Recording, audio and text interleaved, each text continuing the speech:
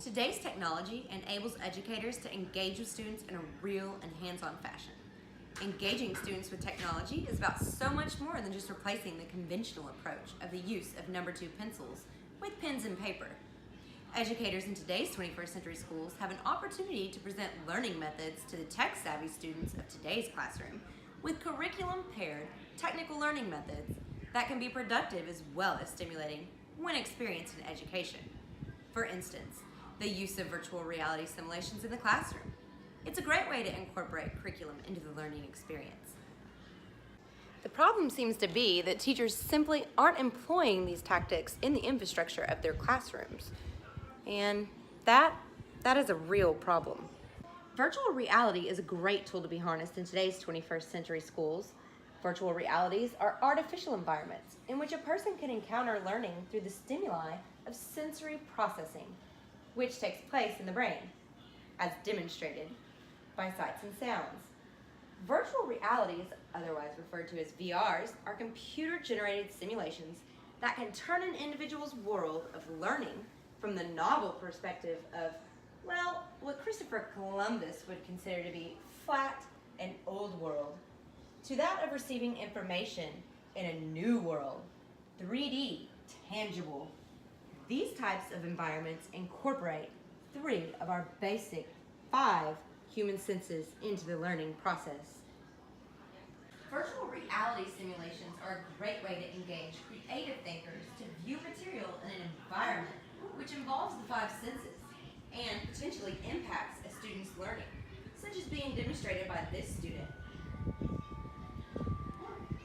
I don't think it is too far-fetched for educators to assume the position that virtual reality experiences in the classroom have real potential for producing higher cognitive retention in and among today's students.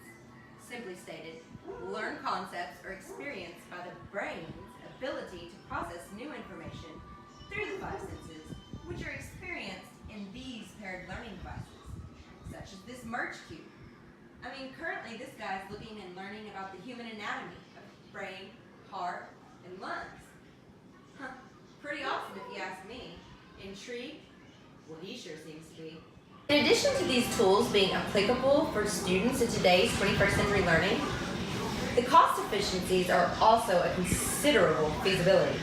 Programs like Merge and other virtual reality simulations offered via tools provided with Web 2.0 and the like are affordable compared to other technologies that could be used in the classroom.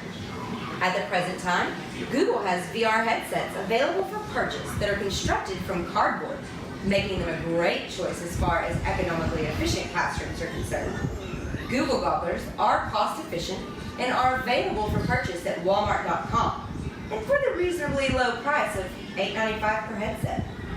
Given these points, programs like the Merge Cube are notable. But duly noted is the fact that virtual reality programs are not limited to just one company's perspectives.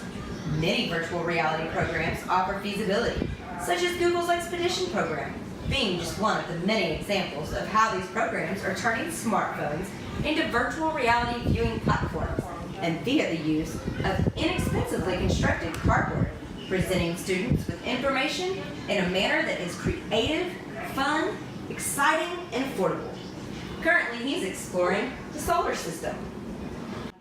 Speaking of flipped classrooms, educators will really do